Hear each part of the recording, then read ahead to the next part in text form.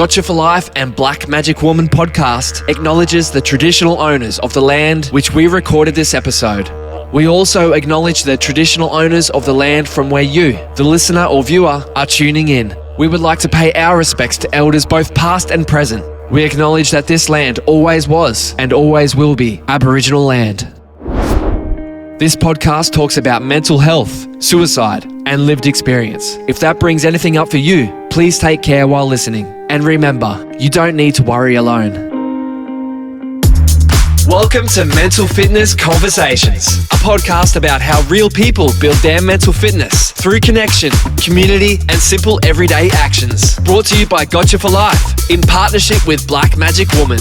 Here's your host, Mundanara Bayles. Thank you for joining me for this amazing episode. It's actually a partnership series with Gotcha for Life. It's a charity where I sit on the board. It's about imagining or even working towards an Australia where there are no suicides. A lot of you mob that are listening might be triggered or feeling a little bit traumatised by the end of it. There is a national hotline called 13YARN. We'll make sure it's in the show notes. But I just want to let you know that some of the yarns may get a little bit deep, but these are conversations that need to be had. And I hope that there's something for you that you can take from it, use it, implement it, or reach out to us after the show if you do want to have a yarn.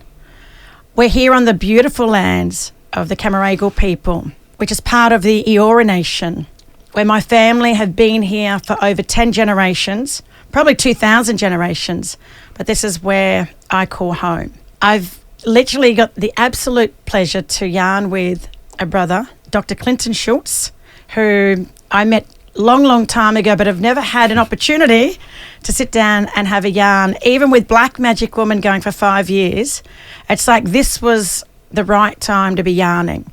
So brother, can I first say thank you for taking the time out of your busy schedule. We both live in Queensland, but we get to catch up here in New South Wales.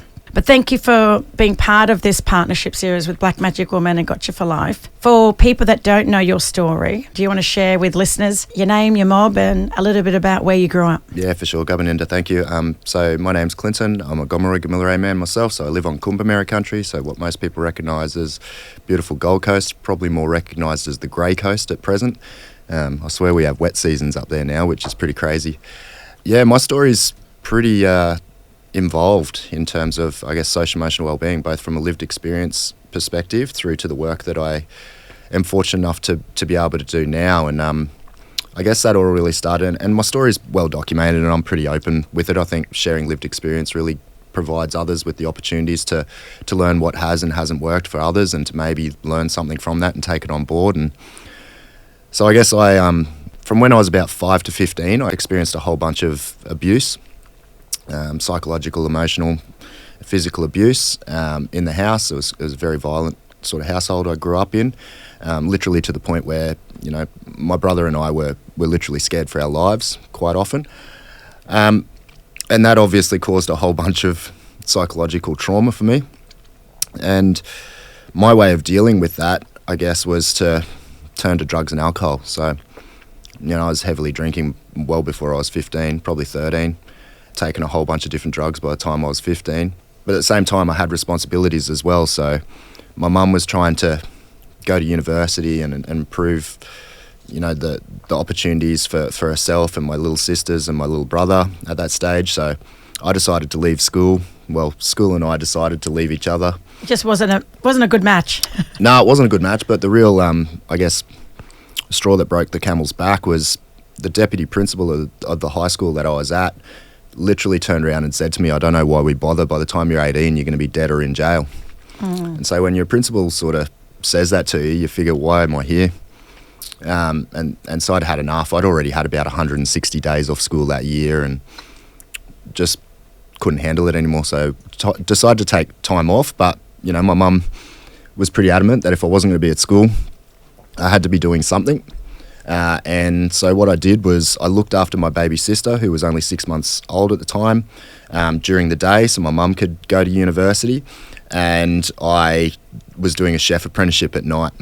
So I tried to keep myself as I guess, entertained as possible, because if I wasn't entertained, I was generally in trouble.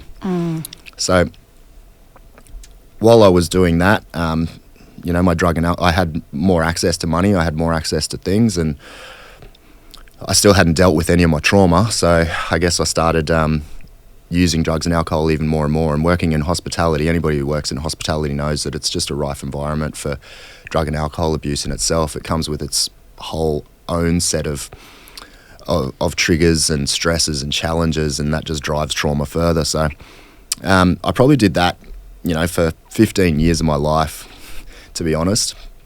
It wasn't until I had kids that I sort of pulled my head in a little bit, but I was really high functioning, which I guess some people might see as a blessing, but for me it was also a bit of a curse, because it meant nobody knew how traumatized I was and I guess what I was going through. And that left me feeling really alone. So there was twice in my life where I just didn't want to be here anymore. And I'm just really fortunate that the right people were there at the exact right moments to kind of pull me through that. I'd seen others that I'd sort of grown up with that couldn't handle the things that had happened to them either, and had decided to leave this plane. And, some of that kind of had an impact on me. And I was like, well, yeah, maybe this isn't worth it. And so it was a really lonely place. And as I said, I'm really grateful that the right people were there at the right times to pull me through that and to allow me the opportunity to sort of give back now.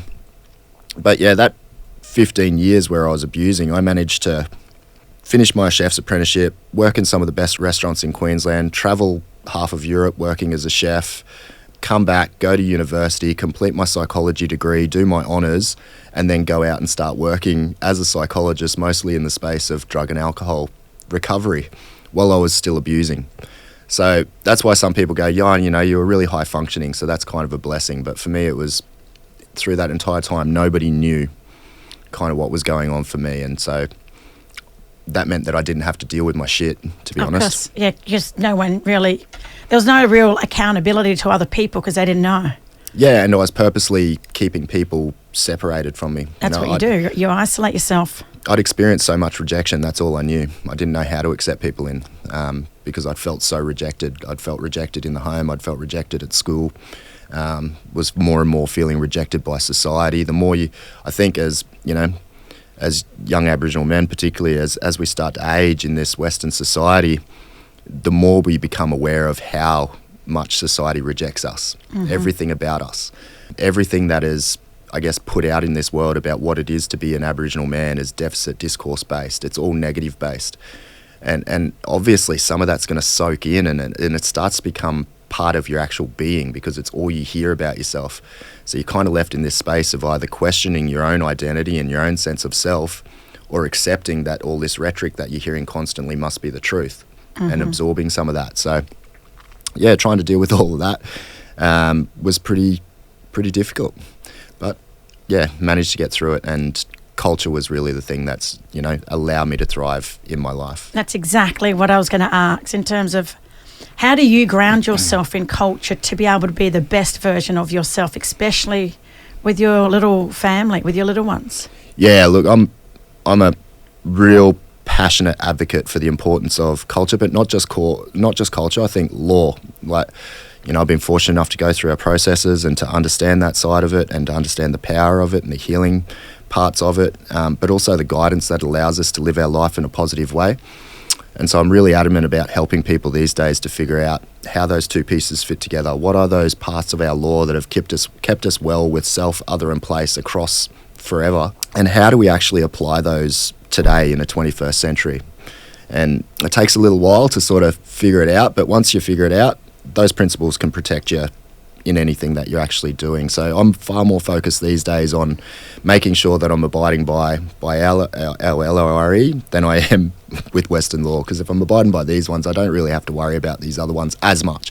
I mean, the racism, discrimination that exists in there is still going to always try and, throw a spear in you, but I can far better protect myself if I'm living my life through these positive principles that are embedded in our ways of knowing, being and doing. And I've been following your work for quite some time.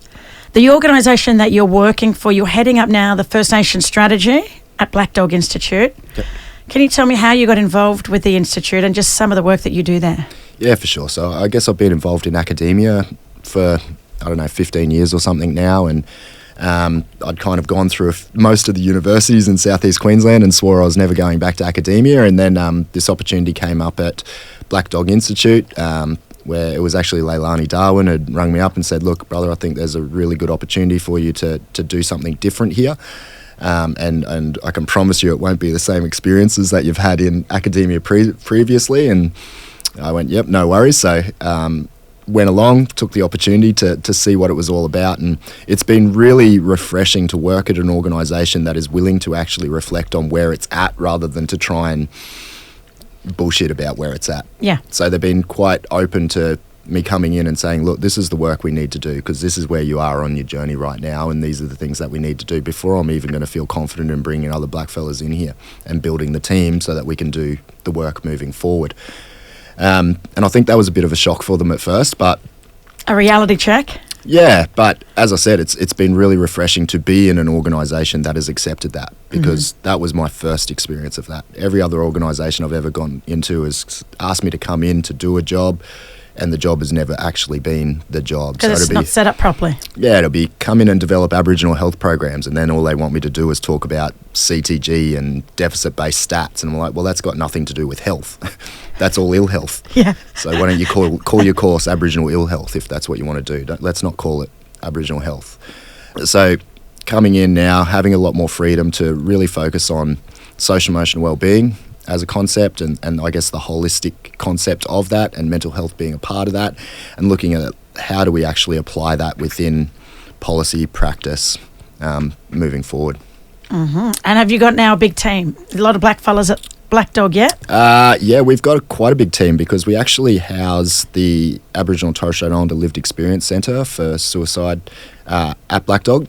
They've been on an awesome journey. They started in-house with us at BDI, but by September 30 this year, it'll be called ILEX, so the Indigenous Australian Lived Experience Centre, is actually moving to its own standalone entity organisation. So having had the opportunity to help guide them through that process and go from just being a little in-house team to now establishing their own charity has been a deadly thing to be part of. And I think that's really shown how willing Black Dog's been to truly be a partner, to not try and pretend that it's the expert in this space, but to go, hey, we've got the opportunity and resources. How can we actually use these to help with your self-determination as an entity? And so, yeah, that's been really rewarding, but it means that half my team's actually leaving. Then we'll really focus in on our research and trying to really establish a heavy research presence of social emotional wellbeing, particularly in, I guess, the trauma and suicide prevention spaces.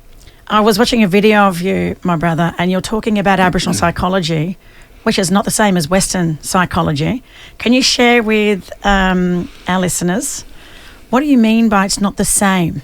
Yeah, for sure. So when I learned this really early in my psych sort of journey. I was at university undertaking psych, and it was the first year, and I was sitting there going, this has absolutely no relation to me or to the mob that I want to work with. Mm-hmm. And so I kind of set my mind then to looking at, well, how do I shift that?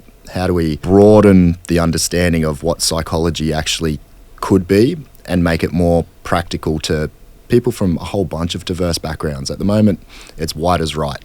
And so that kind of needs to be shifted and changed. You know, we live in such a multinational country now, multicultural society, that if we don't shift the way that we allow ourselves to do things, and if we don't start embracing all the wonderful information that can be gathered and gained and we can all learn from diversity, from embracing diversity, then nothing we're doing is actually going to fit the population that we're actually trying to serve. So I guess the big difference is that, I guess from an Aboriginal psychology perspective, everything's more about spirit than it is about what's going on just cognitive or emotionally or within my memories. So it's funny because the word psychology, if you actually break it down, it actually, psyche is actually spirit. It's not the mind. So the field itself, I think, sometimes has stepped away from what it originally was.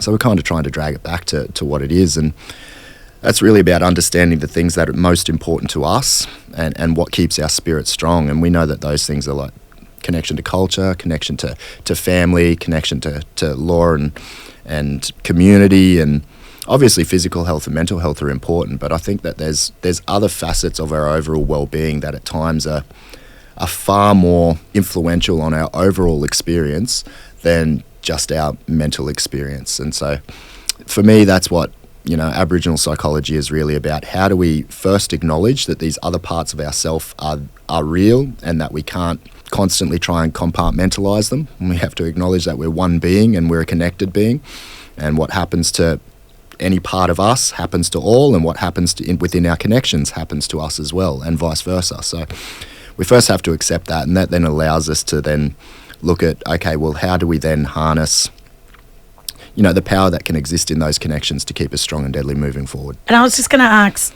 a little bit more of a personal question now in terms of looking after your own mental health and building your mental fitness. And that's what we talk about at Got You for Life with the programs that we run, is building your mental muscles. Yeah. What do you do to build your mental fitness? Or what do you do to look after your mental health? Yeah, so I do some crazy stuff, and then I'll probably do some more practical, ordinary stuff as well. So, well, I heard that you have a Ninja Warrior gym. You obviously have an outlet in terms of hardcore physical activity. Yeah, so I guess physical activity is always one way that I've maintained, my mental well-being. It's something that works for me. It may not work for everybody. Doing some level of exercise, I think, is important for everybody. We know that it helps release a whole bunch of what we recognise as the happy chemicals. Mm-hmm. So it does help us to feel good. I probably do in excess of what most people feel is normal.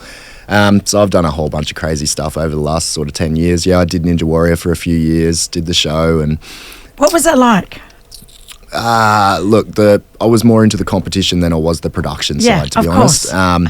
So it was a lot of hard work for a very short period of, exposure 30 seconds, on a show. 30 seconds. It wasn't even that for me, because I actually tore my bicep tendon before I went out, and so I basically had to just dive into the water because my arm was hanging off. Oh, stop. But my whole family was there, and so I couldn't just pull out. My kids had been sitting there literally for 12 hours waiting for me to come out, so I was like, I'm going out anyway. But yeah, I do ultra marathons, and went with Joshy Creamer and a bunch of the other boys and girls a couple of years ago to do Everest Base Camp. And so I'm always kind of looking for things that are physical but are going to push me mentally. Mm-hmm. I hate running, for instance. I really don't enjoy running, but I actually enjoy the head from it, to be honest. I enjoy that process of how far can I push myself until literally my legs are going to give way and I'm going to fall down on the ground. That's, I guess, some of the physical stuff I do. Some of the other, I really try and engage with nature as much as possible. Like, people have probably heard me say a few times in different places that I spend more of my free time talking with dead people and trees than I actually do with living people or reading books that were once beautiful trees. Mm. And that works for me, I've been fortunate enough to be able to learn how to sit down and allow myself to let go of the ego and just accept myself as a part of nature, and therefore to learn from nature. And I've had some of the most important lessons in my life from just sitting and observing and listening to what's going on around me. And yeah, so that means sometimes I do sit there and I ask questions of our ancestors, and I allow myself to just sit there and wait till I hear the answers that I need to hear. Or I'll sit there and I'll just, sit with a really old forest tree that's been around for hundreds of years, longer than I'm ever going to have the opportunity to be on this planet, and just ask it about questions about life. What is it to live? What is it to experience life in its fullest through anything that can be thrown at us? Because some of those trees that I've sat with, they've been here for 400, 500 years. They've seen things that I'm never going to experience, but they're still standing strong. And I think the trick is letting go of the ego. I think as human beings, at times we've allowed ourselves to be fooled into believing we're more than rather than just part of, and that's switched off a part of our innate ability to connect with. All I keep thinking about now is I live on Kabi Kabi country, and I'll be honest with you, brother, in the last 2 years of living on 2 acres, I've probably touched that grass 3 times. And people don't realise, and I say this to everyone, you don't need to go back to country, which for some of us it's financially not possible to go back to country, but just taking your shoes off and putting your feet into Mother Earth and recharging your batteries can actually happen in your backyard. Yeah. We don't have to go back. You know, I'm in Kobe country. I'm from Redfern. My dad's from Central Queensland. It's just not possible for me to get in a car and drive 10 hours. Yeah, for sure. It's the same for me, you know. Like, my mob originally from down sort of Tamworth, Gunnedah, Manila area. Like, it's 8-hour drive, 12 hours with my kids in the car. So I don't get to go back to my immediate part of country as often as I'd like to. But what I have been able to learn over time, you know, I've been really fortunate to sit down with a lot of our old healers and law people around the country and to actually understand how, I guess, that connection and that energy passes through all of country. Like, it doesn't matter where I stand. If I'm standing, you know, in the dirt, every grain of that dirt connects to the next grain, and eventually it all leads back to my country. Same as if I'm on the beach at Burleigh Heads. Like, if I'm in the water there, well, that water flows all the way down to wherever the rivers may be flowing out into the ocean somewhere else. So connection exists everywhere. Again, sometimes we don't allow ourselves to look for what is available. We get so stuck on what isn't available, what don't I have, what have I lost, rather than what is available and how can I use that.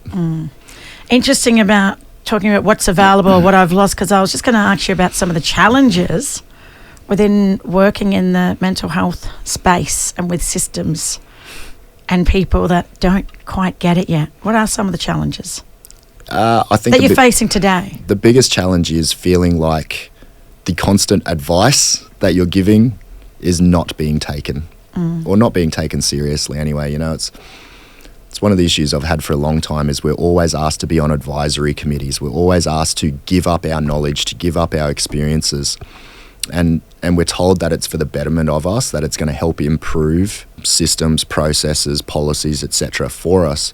But my personal experience has been that we give far more than what we actually see change come from in that. So I'm a lot more guarded, I think, these days in where I choose to give. But at the same time, I do believe that getting changes within systems and within policy is our best opportunity to make broad change that can impact as many people as possible. So I spend a lot of my time now engaging with politicians because, one, I feel I've got thick skin and I've got the coping mechanisms in place to deal with some of the rubbish that can at times come with that. But two, I do believe that if I can infiltrate, if I can get through even to its one minister within that cabinet and then they have a talk to somebody else, that's probably my best opportunity to get widespread change, more so than when I'm just working one-on-one with people. Thank you for taking time out of your busy schedule here in Sydney to jump on the podcast. If there's one words of wisdom, something to leave with our listeners, what would it be when it comes to social, emotional well-being? Don't be afraid to go on your learning journey.